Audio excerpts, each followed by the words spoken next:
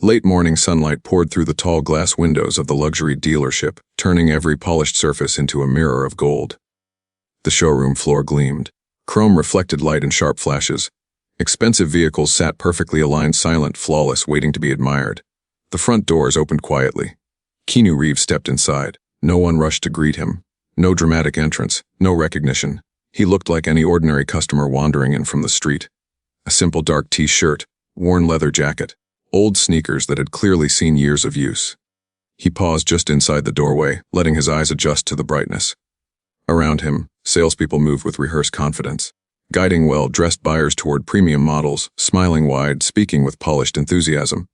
No one approached him. He began walking slowly between the cars, running his fingers lightly across smooth paint finishes. He stopped at a sleek black sedan, studying its design with quiet focus. His expression wasn't excitement. It was observation. He wasn't just looking at cars. He was watching people. Across the showroom, a salesman laughed loudly with a customer wearing a tailored suit. Another employee hurried past carrying paperwork, barely glancing in his direction. A receptionist typed steadily at her desk, never lifting her eyes. Invisible. That was the word hanging in the air around him. After a few minutes, he stepped toward the waiting area near the center of the showroom, a clean arrangement of leather chairs and a glass coffee table stacked with glossy brochures. He sat down calmly, hands resting loosely in his lap, and that's when he heard them. Two customers standing just behind him. Their voices were low, but not low enough. At first, he didn't react, just listened. One of them chuckled under their breath. "I heard the owner of this place is obsessed with image," the first voice said quietly. "Everything has to look perfect, even if it isn't." The second voice responded with a soft scoff. "Yeah. From what I've seen, they treat people differently depending on how much money they think you have." A pause. Then a sentence that made his body go completely still. "Honestly, the owner must not care how customers are treated. Places like this don't become cold by accident." Keanu stopped breathing for half a second. His gaze lowered slightly, unfocused, distant. They were talking about the dealership's owner. Talking about his reputation, his character, his values, and they had no idea he was sitting right in front of them. He didn't turn around, didn't speak, didn't move. But inside something shifted. Not anger, not shock. Something deeper. He slowly rose to his feet, then froze mid-step as another sentence drifted toward him. People like that probably never even step inside their own stores. Silence settled in his chest. The sunlight still shone. The showroom still sparkled. The world kept moving. But for him, everything had just stopped cold. What would you do if you heard strangers judging you, without knowing who you are? The sunlight outside had grown brighter, pouring through the dealership windows in wide, glowing sheets.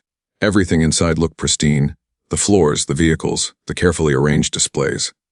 On the surface, it was the picture of success. But appearances were never the reason he came. Keanu Reeves wasn't just another customer browsing in silence.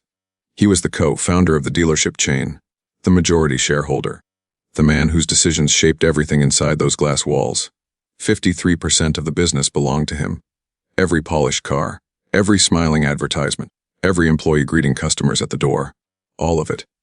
And yet, almost no one working there had ever seen him in person. For years, he stayed away from the showrooms. His involvement happened quietly through reports, numbers, summaries, performance reviews. Emails replaced meetings. Financial statements replaced conversations. Operations ran smoothly on paper. At least, that's what the reports claimed. But numbers never tell the whole story. Several weeks earlier, something had started to feel off. At first, it was subtle. Small customer complaints buried deep in feedback logs. A message forwarded anonymously, then another, then more. Patterns began forming. Customers saying they felt judged the moment they walked in. Stories of being ignored based on appearance. Claims of hidden fees revealed only at the final signature. Reports that some employees treated respect like a luxury, given only to those who looked wealthy enough to deserve it. None of it was loud enough to cause scandal, but together it was enough to create doubt. And doubt demanded truth. Instead of launching an internal investigation, instead of sending executives warnings, instead of announcing an inspection, he chose something simpler. He would walk in alone. Unannounced. Unrecognized. Unimportant, at least in their eyes. Because people behave differently when they think no one powerful is watching. And he needed to see what reality looked like without preparation, without performance, without masks. Have you ever wondered how differently people treat you when they think you don't matter? That was why he dressed the way he did that morning. Not careless, intentional, neutral, forgettable. The kind of presence that wouldn't trigger special treatment. He didn't want respect because of status. He wanted to see how respect was given or withheld naturally. When he first walked through the doors, his expectations were simple. Observe quietly, experience the process. Listen more than he spoke. What he didn't expect was how quickly the atmosphere revealed itself. Sales staff moved around him without acknowledgement. No greeting, no offer of assistance, just quick glances followed by disinterest. Even when he paused beside high-end models, no one approached to explain features or ask questions. It was as if an invisible line had been drawn around him, a silent decision already made about his value. He had been inside less than 15 minutes and already, the complaints he'd read didn't feel exaggerated anymore. They felt familiar, real, observable. Have you ever walked into a place and felt judged before saying a single word? He remained calm, patient, watchful. Because this visit wasn't about proving anyone wrong. It was about discovering whether the culture inside his company matched the values it claimed to represent. And then, while sitting quietly in the waiting area, he heard the two customers speaking behind him. Their disappointment, their assumptions, their belief that the owner didn't care how people were treated. That moment changed everything. Because he hadn't come searching for criticism, he came searching for truth. And truth was beginning to speak louder than any report ever had. If you discovered something was wrong inside something you built, would you want to know the full truth, or just the comfortable version? The showroom remained bright and calm, sunlight stretching across the polished floor in long golden panels. Reflections shimmered along the sides of every vehicle, giving the space a quiet, almost theatrical beauty. Everything looked controlled, perfect, designed to impress. But behind that perfection, voices carried truth more clearly than any display ever could. Keanu sat still in the waiting area, his posture relaxed, his gaze lowered slightly, the way someone listens when they don't want to be noticed listening. Behind him, the two customers continued speaking. Their tone wasn't loud, it wasn't angry, it wasn't even confrontational, it was tired. The first voice sighed softly. I came here last year with my brother. Same thing happened. We stood near one of the premium models for 10 minutes. Not one person came over. The second voice gave a quiet, humorless laugh. Let me guess, they helped someone else who looked richer. Exactly. The first replied. Guy walked in wearing a suit. Suddenly 3 salespeople appeared like magic. A pause followed, not awkward, just heavy. The kind of pause that comes when someone is remembering something unpleasant, but familiar. Keanu didn't move. His breathing slowed. His attention sharpened. The second voice spoke again. More quietly this time. My experience was worse. Another pause. They assumed I couldn't afford financing before I even asked. The salesman kept steering me toward the cheapest options. Wouldn't explain features. Wouldn't answer questions properly. Just rushed me. The first voice murmured sympathetically. That's humiliating. Yeah, the second replied. Not because of the cars. Because of the assumption. Like they already decided who I was and what I deserved. Sunlight shifted slightly across the floor as clouds passed outside. The brightness softened for a moment, casting gentler shadows across the room. Still no one approached Keanu. Still the voices continued. I don't understand how places like this think. The first customer said quietly. They forget people talk. They forget reputation spreads. They don't forget. The second voice answered calmly. They just don't care. That sentence settled heavily in the air. Keanu's fingers rested lightly against his knee, unmoving. But inside, his attention sharpened even further. They care about numbers. The second voice continued. Not people. You can feel it the moment you walk in. The smiles don't reach their eyes. The conversations feel calculated. The first voice gave a slow exhale. You know what's strange? The place looks so beautiful. Everything feels high-end, professional, clean, but the atmosphere feels cold, cold. The word lingered. It described something numbers never could. The second voice spoke again, softer now, reflective. I don't think customers expect special treatment, just basic respect, eye contact, patience, honesty. But here it feels like respect is something you have to prove you deserve. A longer silence followed, not empty, thoughtful. Then came the sentence that made something inside Keanu shift completely. This place only respects money, not people. His gaze dropped slightly lower. His expression didn't change, but something inside him registered the weight of those words, not as criticism but as testimony. Real experience, real perception, real disappointment. The first customer spoke again, voice quieter than before. Which makes you wonder about the leadership. The second responded immediately. Exactly. Another pause. If this culture exists, the first voice said slowly, it has to come from the top. Places don't become like this by accident. The sunlight returned brighter as the clouds shifted again, illuminating the showroom with renewed intensity. Light bounced across polished surfaces, highlighting luxury precision perfection. But the conversation behind him continued to reveal something entirely different. "I don't hate this place," the second voice admitted. "That's the strange part. I actually wanted to like it. The cars are incredible. The environment is beautiful. But how people are treated that stays with you longer than anything you buy." The first voice murmured agreement. "Disappointment lasts longer than excitement." Silence settled again. Then the quietest sentence of all. "Honestly, the owner must not care how customers are treated." Keanu didn't react outwardly, but something inside him grew very still, because this wasn't anger he was hearing. It wasn't bitterness. It was something heavier. Disappointment without hope of change. And that realization pressed deeper than any accusation ever could. He had walked in expecting to observe behavior. Instead, he was hearing the emotional consequences of it. Not isolated incidents, not misunderstandings, patterns, perceptions formed through repeated experience. He slowly drew a breath, steady and controlled. The problem wasn't just service quality. It wasn't just employee attitude. It was trust. And trust, once damaged, doesn't repair itself quietly. He remained seated, silent, absorbing every word, every pause, every tone of quiet resignation. Because what he was hearing wasn't just criticism of a business. It was the sound of people who once expected better, and no longer did. The brightness inside the showroom hadn't changed. Sunlight still poured through the towering glass panels, spreading across the polished floor like liquid gold. Every surface reflected luxury. Every vehicle gleamed with quiet perfection. The environment projected confidence, precision, and control. But now Keanu wasn't just observing. He was going to test what he had been hearing. Slowly, he stood from the waiting area and walked toward a metallic gray sedan positioned near the center display.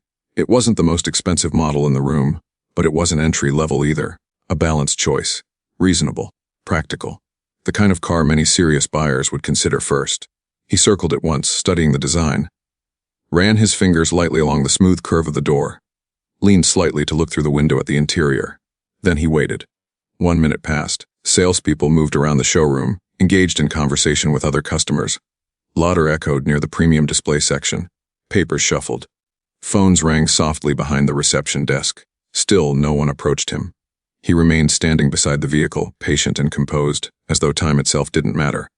Eventually, a salesperson walked past him, close enough to notice, close enough to speak. But the man only glanced briefly at Keanu's jacket, his sneakers, then continued walking. No greeting. No offer of help. Nothing. Keanu turned slightly, watching the salesman move directly toward a sharply dressed customer who had just entered the building. Within seconds, the employee's posture changed. Shoulders straighter, voice warmer, smile wider. Professional energy instantly activated. Keanu looked back at the gray sedan. Then he raised his hand slightly, signaling for assistance. This time, a younger salesperson approached, not with enthusiasm but with obligation. "Yeah," the employee said, stopping a few feet away. The single word hung in the air, flat, neutral, uninterested. Keanu spoke calmly. "I wanted to ask about this model. What are the main differences between this and the upgraded version?" The salesperson glanced briefly at the car, then back at Keanu. "Well, the upgraded one costs more," he replied simply. A short silence followed. Keanu waited, giving space for further explanation. None came. He asked again, politely. "Yes, but what features are different?" "Performance, interior, safety options."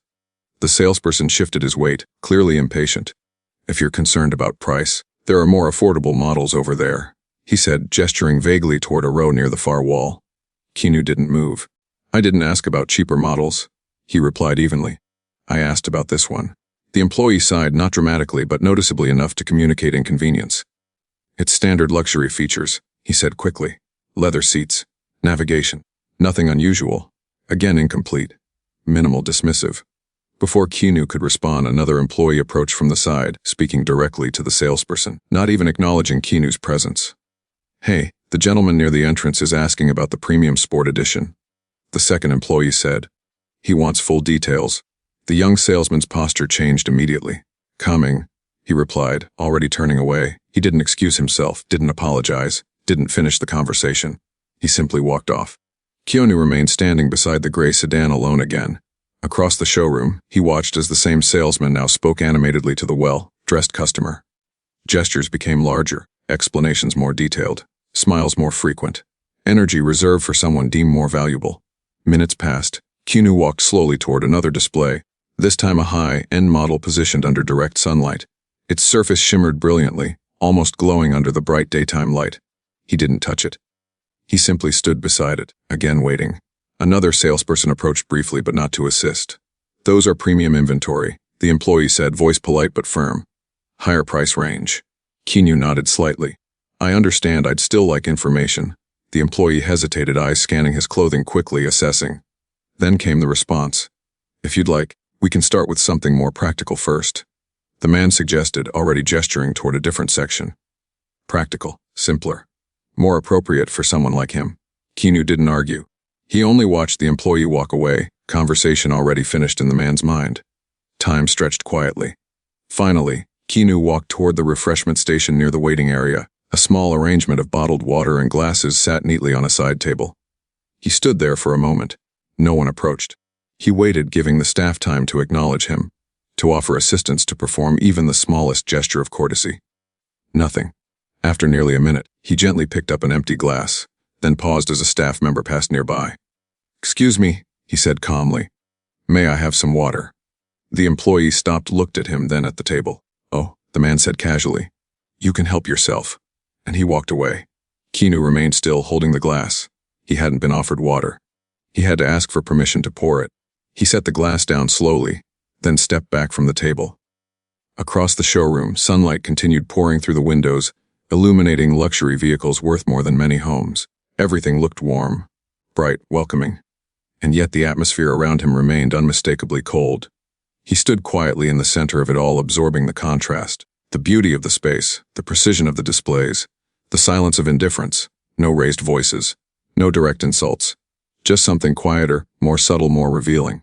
Assumptions made without conversation, value assigned without understanding, respect measured before interaction even began. And through it all, the showroom continued operating smoothly, as if nothing unusual was happening at all. Because to everyone else, nothing was. The showroom remained filled with light. Midday sun now stood higher in the sky, shining directly through the glass walls and stretching bright reflections across the polished floor. The air felt warm, still, almost peaceful. Customers walked slowly between vehicles. Sales conversations rose and fell in soft professional tones.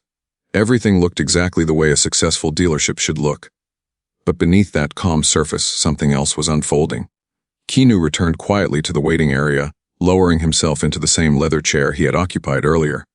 His posture was relaxed, but his attention remained sharp, absorbing everything, measuring everything. The two customers behind him were still there. Their conversation had softened, shifting from frustration into something more reflective. They spoke less like people venting, and more like people trying to make sense of something they couldn't quite understand. One of them leaned slightly closer to the other. "You know what bothered me most?" The first voice said quietly. "What?" "The pressure." A pause. "Not just sales pressure, but emotional pressure, like they want you to feel stupid for hesitating. Like saying no makes you difficult." The second voice responded slowly. "They did that to me too." Another silence followed, longer this time. "They kept changing numbers," the second person continued. "First the monthly payment looked manageable, then fees appeared, processing costs, protection plans, adjustments. Every time I asked a question, they moved faster, talked more, explained less." Keanu's gaze lowered slightly. "The details mattered. Did you sign?" the first person asked gently. The second replied. "But it took effort to walk away. They made it feel like I'd lose everything if I didn't decide immediately." The first voice exhaled slowly. "That's not guidance. That's manipulation." The word lingered heavily between them. Manipulation. Not misunderstanding, not miscommunication, intentional influence. The first speaker continued, voice quieter now. "My cousin actually bought a car here last year." He trusted what they told him. Later he realized the financing terms were completely different from what he thought he agreed to. A pause. He couldn't reverse it. He tried. They said everything was in the contract. The second voice spoke softly. "That's how they protect themselves." Silence settled again, heavier now, more serious than before. Keanu remained perfectly still, absorbing every word. These weren't emotional exaggerations. These were specific experiences, repeated patterns. Clear descriptions of behavior that went beyond simple poor service. Then one of the customers said something that shifted the tone entirely. "You want to know what the strangest part is?" "What?" "I don't think the employees even realize what they're doing is wrong." A brief pause. "I think they're trained this way. That sentence settled into the air like weight. Training, system, structure. Not individual attitude, but organizational design. Keanu's breathing slowed, steady and controlled. Because if that was true, the problem wasn't isolated behavior, it was culture. And culture doesn't form by accident. A few minutes passed. The conversation faded into quiet observation again. Footsteps echoed softly across the floor. Somewhere nearby, a printer hummed. A door opened and closed in the distance. Then something unexpected happened. A young employee approached cautiously from the far side of the showroom. He moved carefully. Not like someone performing a task, but like someone making a decision. His steps slowed as he neared the seating area. His eyes flicked around briefly, checking who might be watching. Then he stopped in front of Keanu. "Sir," he said quietly. Keanu looked up. The employee's voice lowered even more. "May I speak with you for a moment?" There was tension in his expression, not fear exactly, but uncertainty. The kind that comes from knowing a choice carries consequences. Keanu nodded once. The young man hesitated, then extended a thin folder held tightly in both hands. "These are internal reports," he said quietly. "Sales performance tracking, incentive structures, policy guidelines." His voice trembled slightly. "I thought you should see them." Keanu accepted the folder without speaking. The employee released it slowly, as though letting go required effort, then stepped back half a pace. "Why are you showing me this?" Keanu asked calmly. The young man swallowed. "Because I don't think it's right." Silence stretched between them. Keanu opened the folder. Inside were structured documents, charts, targets, performance comparisons, clear metrics, clear expectations, clear rewards and penalties. But as he read deeper, the pattern became unmistakable. Employees rewarded for closing deals quickly, regardless of long-term satisfaction. Higher commissions tied to premium add-ons whether customers needed them or not. Performance warnings issued to staff who allowed buyers too much time to reconsider.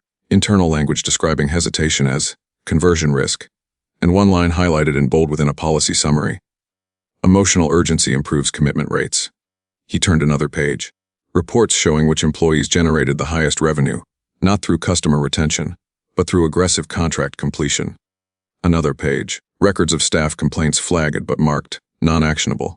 Another page. Training guidelines emphasizing perceived status assessment to determine how much time and attention to invest in each visitor. Perceived status. Evaluation before interaction. Value assigned before conversation. Keanu closed the folder slowly. The young employee remained standing nearby, shoulders tense, watching carefully. "They told us this is how successful dealerships operate," the man said quietly. "That pressure creates efficiency. That hesitation reduces profitability. That emotional leverage is part of modern sales psychology." He hesitated, then added softly, "But some of us don't believe that anymore." Across the showroom, everything continued as normal. Conversations, smiles, polished professionalism. But now the structure beneath it all had been revealed. The treatment customers experienced wasn't random, it was engineered, rewarded, measured, maintained, and perhaps most telling of all, protected. Keanu sat quietly, the folder resting closed in his hands. The complaints he had read weeks earlier, the conversations he overheard, the behavior he personally experienced. All of it aligned, not coincidence. Design. And in that moment, the truth became undeniable. This wasn't just a problem of attitude. It was a system that taught people to value profit over dignity, speed over honesty, assumption over understanding. And systems, once built, don't change on their own. The sunlight in the showroom had shifted slightly, now falling at a sharper angle through the tall glass walls. Bright reflections stretched longer across the polished floor, forming glowing paths between the vehicles. The atmosphere still looked calm, controlled, orderly. But for the first time that morning, Keanu was no longer there to observe. He was there to act. He rose slowly from the leather chair, the thin folder still in his hand. His movements were unhurried, steady, deliberate, precise. Not driven by emotion, but by certainty. Around him, the dealership continued operating as if nothing had changed. Salespeople spoke confidently. Customers nodded, listening. Keyboards clicked. Shoes tapped softly across the floor. Normal activity. Routine business. He began walking toward the glass, walled offices positioned along the far side of the showroom, the management area. His footsteps were quiet, almost blending into the ambient sound of conversation and movement. A receptionist noticed him approaching and looked up briefly. "Yes," she asked, her tone professional but neutral. "I'd like to speak with the dealership manager," he said calmly. She hesitated slightly. Her eyes moved quickly over his clothing, the worn jacket, the simple shirt, the sneakers. A silent assessment, a familiar one. "Do you have an appointment?" she asked. "No." Another pause. "He's currently busy," she replied. You may need to wait. Keanu held her gaze for a moment, not confrontational, just steady. Please let him know it's important. Something in his tone, quiet but firm, made her reconsider. She nodded once, stood, and disappeared through a frosted glass door. Moments later, the door opened again. A middle-aged man stepped out, confident posture, controlled expression, tailored suit. The dealership manager. Yes, He said politely, though his voice carried faint impatience. How can I help you? Keanu stepped forward and extended the folder. I believe you should review this. The manager accepted it, opening it casually at first, then more carefully as his eyes moved across the documents. His expression shifted almost immediately. Confidence tightening into concern, concern sharpening into recognition. He looked up slowly. Where did you get these? He asked quietly. Keanu didn't answer. Instead, he reached into his jacket pocket and removed a small, simple card. He placed it gently on the desk beside the open folder. The manager's eyes moved to it. He froze. Silence filled the office, thick, sudden, absolute. The card displayed ownership credentials, legal identification, executive authority, direct controlling interest. The air seemed to change temperature. The manager's posture straightened instantly, tension rising through his shoulders. His gaze lifted slowly, carefully, studying the man standing in front of him with new understanding. Recognition spread across his face, not gradual, but immediate. Around them, nearby staff had begun noticing the stillness. Conversations softened, movement slowed. A subtle ripple of attention moved outward across the showroom floor. The owner of the entire dealership network, standing quietly in the manager's office, unannounced, unrecognized until now. Keanu Reeves spoke calmly. I spent the morning here as a customer. No accusation, no raised voice, just a statement. The manager said nothing. Keanu continued. I listened to conversations. I observed interactions. I experienced the service process personally. His tone remained even, controlled. And I reviewed the operational structure your team has been implementing. He gestured slightly toward the open folder. The manager's grip tightened around the papers. Outside the glass walls, employees had begun watching openly now. Some stood still mid-task, others exchanged uncertain glances. A quiet tension spread through the showroom, awareness growing without anyone speaking. Keanu's voice remained steady. This environment does not reflect the values this company was built upon. Silence followed. The manager opened his mouth slightly, as if preparing to respond, then closed it again. There was nothing to explain that hadn't already been seen. Nothing to clarify that hadn't already been documented. Nothing to defend that hadn't already been experienced. Keanu continued. I did not come here to be recognized, he said. I came to understand how people are treated when recognition is absent. His gaze moved briefly beyond the office, toward the showroom floor, where employees now stood watching through the glass. What I observed, he said quietly, was a system that rewards pressure over honesty, assumption over understanding, and profit over dignity. The manager's face had grown pale. The weight of the moment pressed outward, filling the entire space, reaching every employee who had paused to witness it. Keanu spoke the next words clearly, calmly, without hesitation. This leadership structure is being dissolved, effective immediately. The sentence landed with finality, not dramatic, not loud, but absolute. The manager did not argue. Security personnel were called. Procedures were initiated. Identification badges were surrendered. Authority transferred. Access privileges revoked. Not chaos, orderly transition, professional removal, power gone within minutes. Across the showroom, employees stood in stunned silence. Some looked shocked, others uncertain, a few quietly relieved. Keanu stepped out of the office and onto the showroom floor. All activity had stopped now. Every employee faced him. He spoke to them not as a distant executive, but as someone who had walked their space, stood where customers stood, waited where customers waited. Policies that reward unethical pressure are suspended, he said calmly. Murmurs moved through the room. Performance evaluations based solely on revenue metrics are under review.